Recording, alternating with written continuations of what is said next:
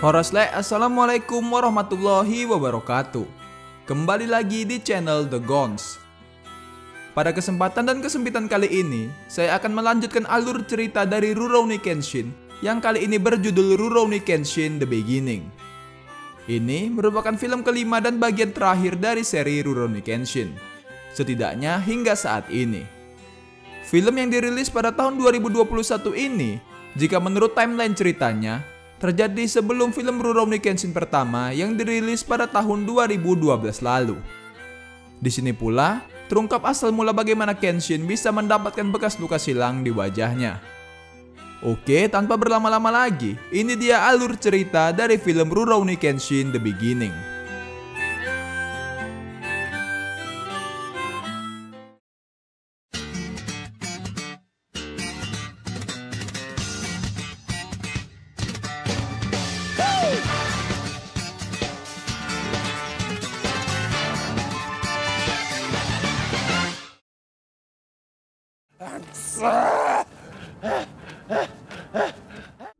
Kisah berlatar pada tahun 1864 setelah Jepang membuka diri untuk melakukan perdagangan asing. Di masa ini, ada beberapa pihak yang ingin melakukan pemberontakan terhadap kekuasaan shogun dan ingin mengembalikan otoritas kaisar terdahulu. Di mana ada beberapa kelompok pemberontak yang sangat berambisi, yaitu dari provinsi Satsuma, Aizu, Tosa, dan kelompok Chosu. Kemudian, di kediaman keluarga Tsushima di Kyoto, kita diperlihatkan Kenshin yang sedang diikat dan diinterogasi beberapa samurai. Lalu, saat salah satu dari samurai itu mendekatkan diri kepada Kenshin, dengan cepat Kenshin langsung menggigit telinga dari samurai itu. Setelahnya, ia langsung mengambil sebuah pedang dan membantai seluruh pasukan samurai tersebut seorang diri.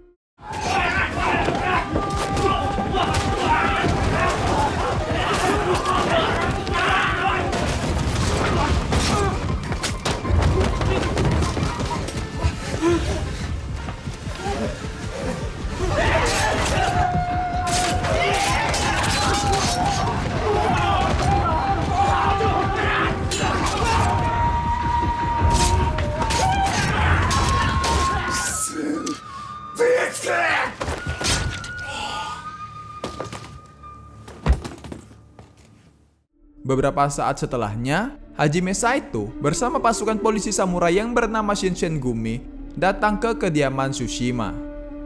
Di sana mereka melihat seluruh keluarga Tsushima yang merupakan pendukung shogun terbunuh secara mengenaskan. Di tengah jalan, Kenshin menghadang dan menyerang beberapa samurai pendukung shogun. Dengan sangat cepat, ia mampu membantai samurai-samurai tersebut.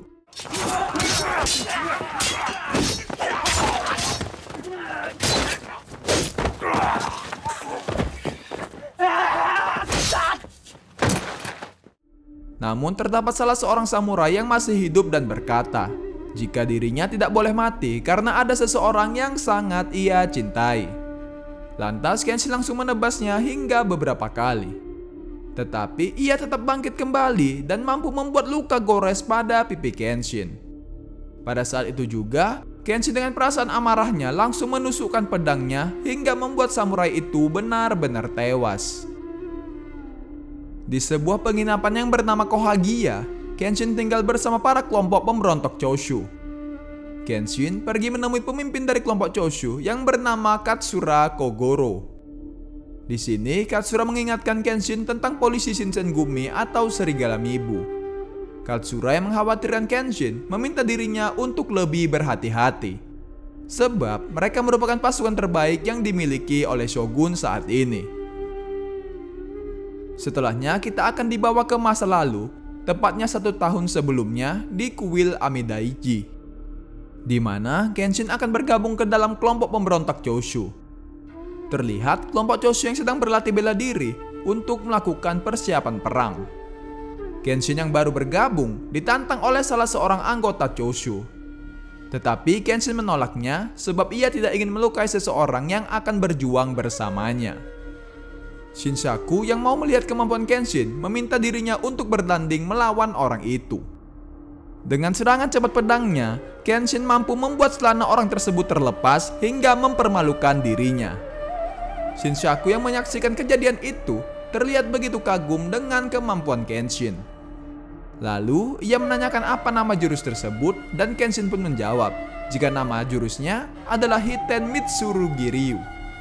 Katsura yang mendengar nama jurus itu tertarik dengan keahlian pedang Kenshin. Seusai kejadian tadi, nama Kenshin menjadi terkenal di kalangan para pemberontak Choshu. Katsura yang sangat tertarik dengan Kenshin mulai memanfaatkan dirinya untuk menjadi seorang pembunuh bayaran. Namun Katsura juga menyadari, meskipun Kenshin sudah membunuh banyak orang, tetapi hatinya masihlah sangat murni. Karena itulah membunuh akan membuatnya merasa gelisah. Pada malam harinya, Kenshin mendatangi kedai Nagura untuk meminum sake. Di sana, Kenshin masih terbayang dengan seorang samurai yang dibunuhnya tempo hari. Tak lama kemudian datang seorang wanita cantik ke kedai tersebut. Dua pria yang melihatnya menghampiri dan mencoba merayu wanita tersebut. Kenshin yang kesal dengan perilaku kurang ajar mereka langsung memperingati dan meminta mereka berdua untuk segera pergi dari sana. Di luar kedai, ternyata kedua pria tadi berniat untuk membunuh Kenshin. Kenshin yang menyadari keberadaan mereka memperingatkan mereka untuk pergi. Tetapi mereka tidak memperdulikan peringatan itu dan langsung menyerang Kenshin. Di waktu yang bersamaan, tiba-tiba datang seorang samurai dari arah belakang yang dengan cepat mampu membunuh mereka berdua dan juga menyerang Kenshin. Di sana, Kenshin dapat dengan mudah memotong tangannya dan membunuh samurai itu. Namun sialnya, pertarungan Kenshin ini disaksikan oleh wanita tadi. Ia keluar kedai dengan maksud ingin mengucapkan terima kasih kepada Kenshin atas pertolongannya. Tetapi tak disangka, ia justru dibuat terkejut melihat Kenshin yang baru saja membunuh seseorang.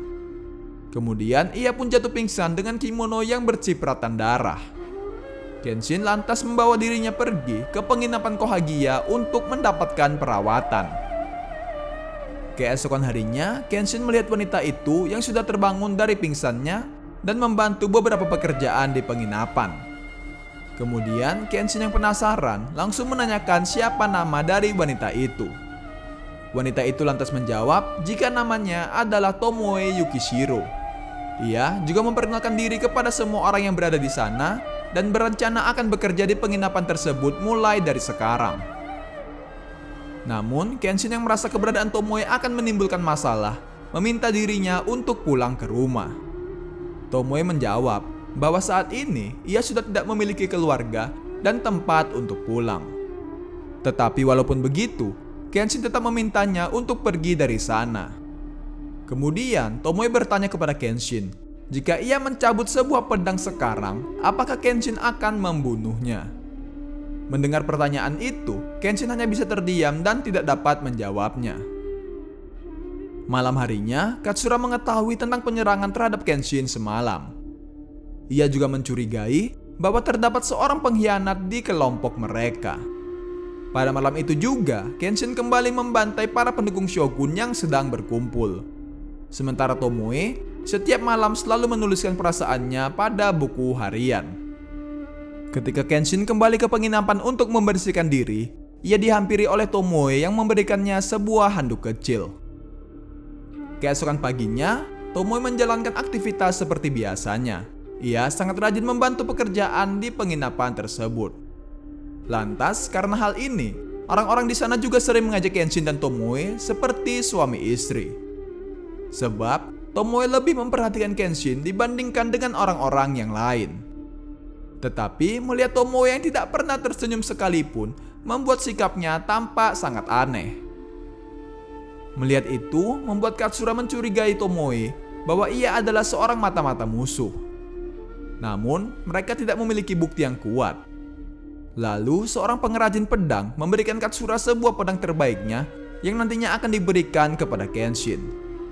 Setelahnya, Katsura mendatangi Tomoe untuk meminta dirinya agar tidak menghalangi Kenshin demi menggapai tujuannya. Di keesokan harinya, Tomoe mengajak Kenshin untuk jalan-jalan keluar. Mereka berdua melihat pertunjukan wayang anak di jalanan. Di sini, Tomoe bertanya kepada Kenshin, apakah ia akan terus mengorbankan nyawa orang-orang demi menggapai tujuannya. Kenshin menjawab, demi mencapai era baru yang damai, ia rela melakukan apapun untuk mewujudkannya. Setelah menjawab pertanyaan itu, Kenshin lalu pergi meninggalkan Tomoe seorang diri. Di markas pusat Shinsengumi, Komandan Kondo berhasil menangkap salah satu pemberontak Choshu yang bernama Furutaka.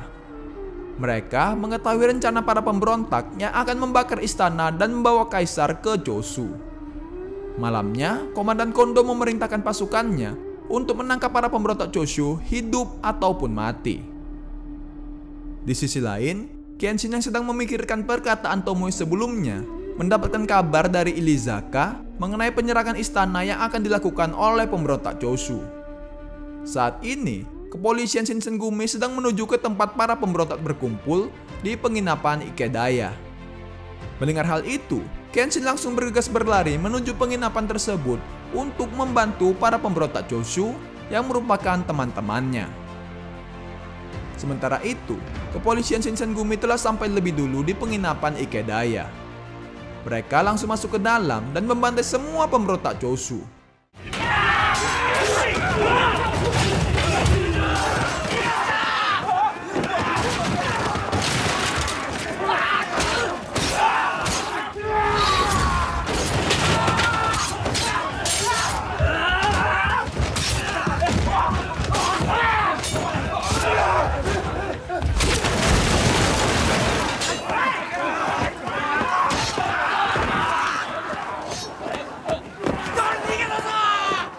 Bahkan, pemberontak yang dapat kabur berhasil dikejar oleh Shoji Okita selaku Kapten Unit 1 Shinsengumi. Saat ingin membunuhnya, Kenshin datang tepat waktu dan menghentikan Shoji. Lantas, terjadilah pertarungan antara Kenshin dan Shoji di tempat tersebut.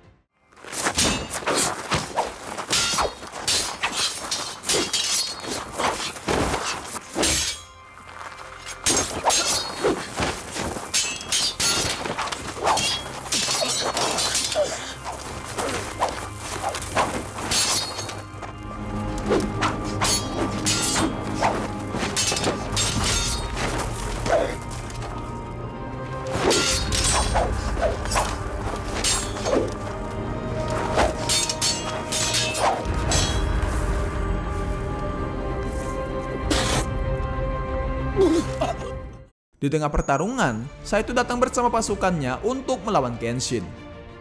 Namun, saat ingin melanjutkan pertarungan, para pemberontak Choshu datang dan meminta Kenshin untuk mundur. Pada 19 Juli tahun 1864, terjadi insiden Kinmon, yaitu merupakan perang antara pemberontak Choshu dan pasukan Shogun yang menyebabkan sebagian besar dari kota terbakar. Sejak kejadian di Ikedaya, makin banyak prajurit Shinsengumi yang berkeliaran di kota. Hal itu membuat para pemberontak yang tersisa harus melarikan diri dan bersembunyi. Malam harinya, Tomoe bermaksud ingin mengenakan selimut kepada Kenshin yang tertidur, tetapi justru membuat Kenshin terbangun dan hampir membunuh Tomoe. Lalu Kenshin pun meminta maaf atas tindakannya. Di sini, Kenshin juga menjawab pertanyaan dari Tomoe yang ia lontarkan beberapa waktu yang lalu. Kenshin berjanji tidak akan pernah membunuh Tomoe meskipun Tomoe mencabut sebuah pedang. Tak lama berselang, Saito dan pasukan Shinsengumi datang ke penginapan untuk menangkap para pemberontak yang tersisa. Kenshin bersama Tomoe berhasil kabur dari pasukan Shinsengumi yang mencari mereka. Ketika pagi tiba, Kenshin bertemu dengan Katsura yang sedang bersembunyi.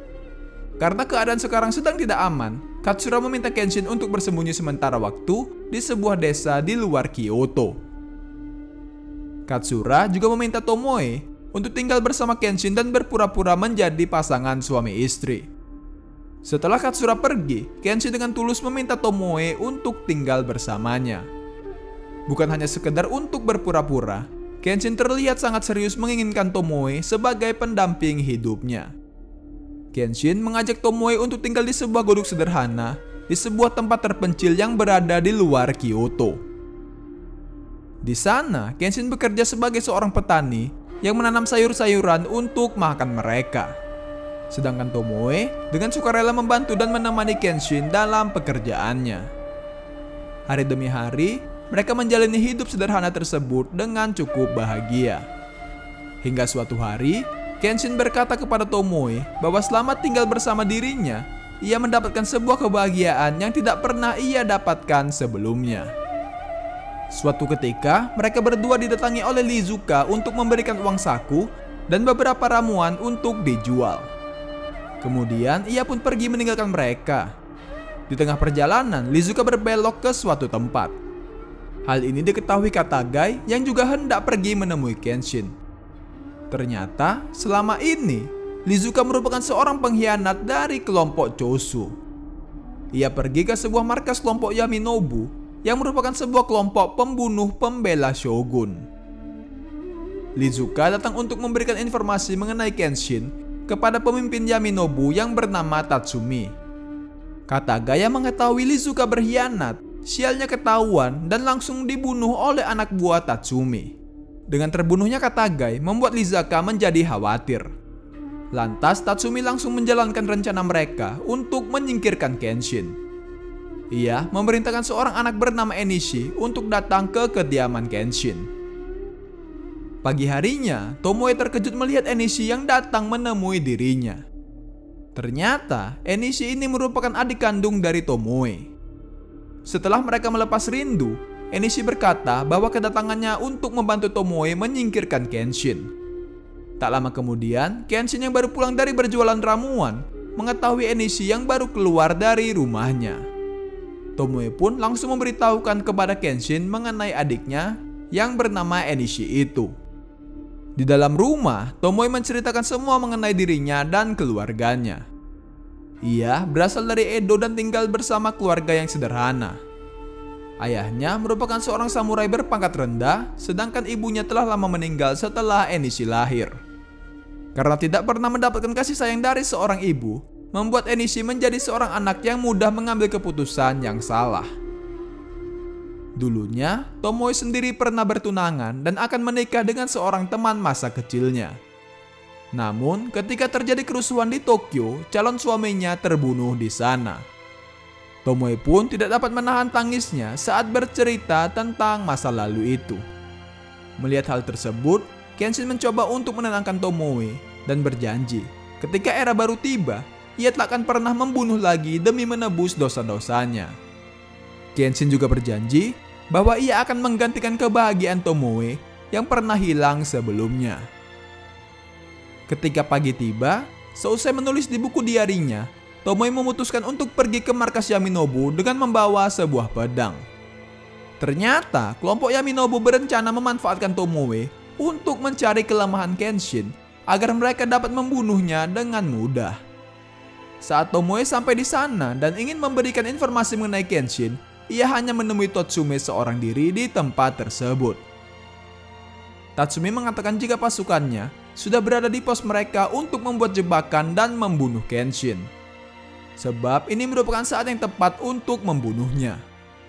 Dikarenakan ia sudah mengetahui tentang hubungan Tomoe dan Kenshin lewat seorang mata-mata mereka yang tak lain adalah Lizuka. Di sisi lain, Kenshin yang baru terbangun dari tidurnya mencari Tomoe yang tidak berada di dalam rumah. Beberapa saat kemudian, Lizuka datang menemui Kenshin untuk memberitahukan bahwa Tomoe merupakan seorang mata-mata di kelompok mereka. Lizuka juga meminta Kenshin untuk melihat isi buku diari Tomoe jika dirinya memang tidak percaya. Setelah membaca buku diari dari Tomoe, Kenshin akhirnya mengetahui fakta yang sebenarnya.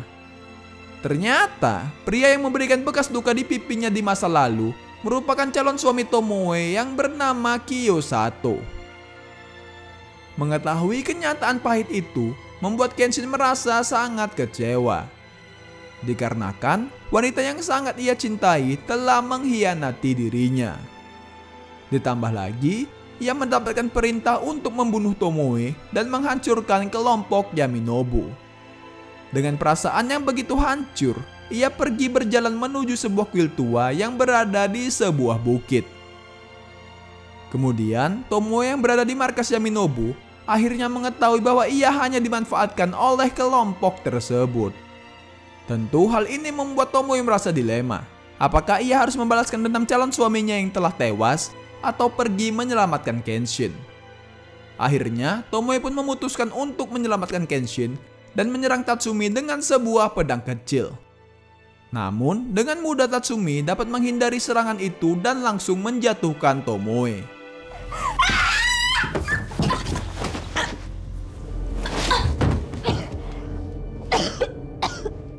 Di tengah perjalanan, Kenshin diserang oleh salah satu kelompok Yaminobu yang bernama Nakajo. Kenshin juga terkena beberapa jebakan yang sudah mereka persiapkan.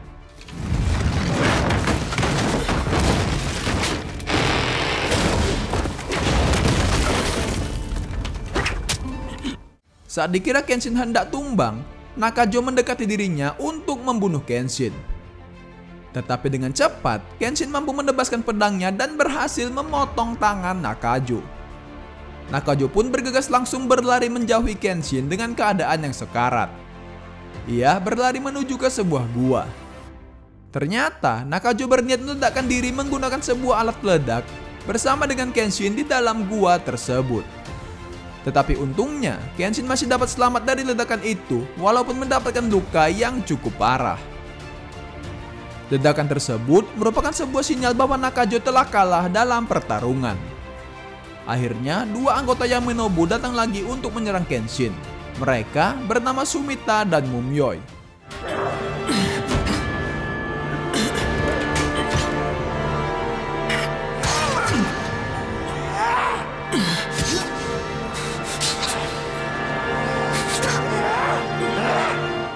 Dalam pertarungan itu, Kenshin berhasil mengalahkan mereka berdua. Sehingga Sumita yang dalam keadaan sekarat mengaktifkan alat peledak sama seperti yang dilakukan oleh Nakajo. Dari pertarungan itu, Kenshin mengalami gangguan pada penglihatannya dan mendapatkan luka yang semakin parah. Sehingga untuk berjalan saja, ia membutuhkan sarung pedangnya sebagai tongkat untuk membantu ia berjalan. Tatsumi yang mengetahui ketiga pasukannya telah dikalahkan, akhirnya memutuskan untuk turun tangan. Tatsumi dengan mudah dapat membantai Kenshin yang sudah tidak berdaya lagi. Namun, Kenshin yang tidak mudah menyerah mencoba bertahan dan menyerang Tatsumi.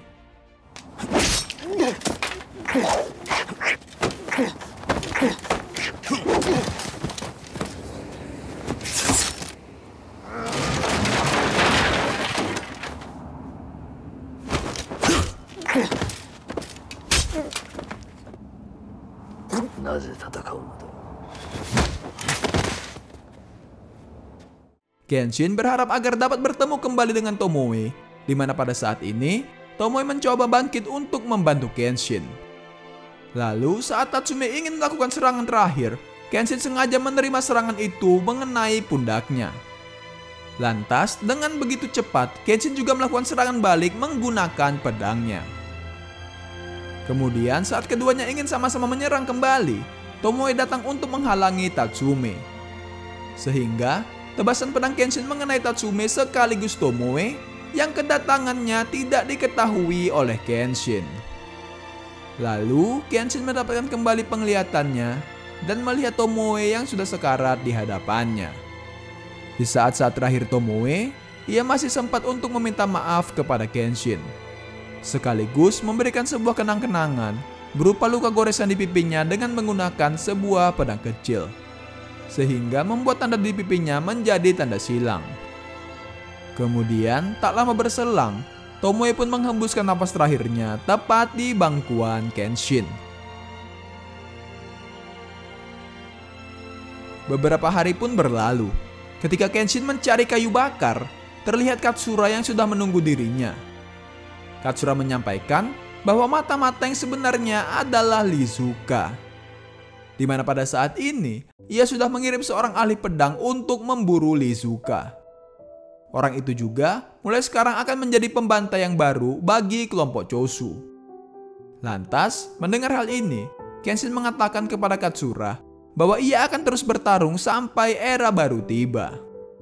Dan ketika momen itu tiba nanti, ia telah berjanji tak akan pernah membunuh lagi menggunakan pedangnya. Setelah Katsura pergi, Kenshin masuk ke dalam untuk melihat Tomoe yang sudah tak lagi bernafas. Kenshin kembali melanjutkan untuk membaca buku harian Tomoe. Di sini, Kenshin akhirnya mengetahui perasaan Tomoe yang sesungguhnya kepada dirinya. Meski awalnya Tomoe ingin membunuh Kenshin, Namun, seiring berjalannya waktu, kebencian Tomoe berubah menjadi cinta. Menurut buku itu, ibarat dua mata koin, cinta dan benci berada di satu koin yang sama. Dan koin itu adalah pengibaratan dari sebuah karma. Sebuah karma mencintai orang yang membunuh calon suaminya dan mengalahkan rasa bencinya terhadap pembunuh calon suaminya, yaitu Kenshin. Di akhir kalimat dari buku diari tersebut, terdapat salam perpisahan untuk Kenshin, pria kedua yang dicintai oleh Tomoe. Seusai membaca buku diari itu, Kenshin pergi meninggalkan Tomoe sekaligus membakar rumahnya sebagai bentuk penghormatan terakhir kepada istri tercintanya. Lalu kita pun akan dibawa ke beberapa waktu ke depan, tepatnya pada bulan Januari tahun 1868 di kota Kyoto. Terjadi pertempuran di daerah Toba dan Fushimi. Pertempuran ini melibatkan dua pasukan, yaitu pasukan pendukung kekaisaran dan pendukung shogun. Kenshin dengan julukan Batosai si pembantai dengan cepat membantu seluruh pasukan shogun menggunakan pedangnya. Hingga akhirnya muncul bendera kekaisaran yang menandakan bahwa peperangan telah dimenangkan oleh pasukan kekaisaran. Ini adalah awal dari lahirnya era yang baru. Setelah muncul deklarasi kemenangan, Saito bertemu kembali dengan Kenshin.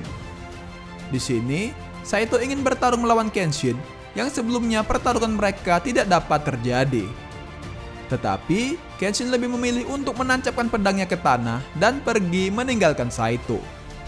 Sebab Kenshin sudah berjanji, ketika era baru tiba, dirinya tidak akan pernah membunuh lagi. Lalu, cerita ini pun nantinya akan berlanjut ke film Rurouni Kenshin pertama yang dirilis pada tahun 2012 lalu. Oke, mungkin itu saja untuk pembahasan film kita kali ini. Mohon maaf jika terdapat banyak kesalahan dalam proses penceritaan saya. Terima kasih telah menonton. Assalamualaikum warahmatullahi wabarakatuh.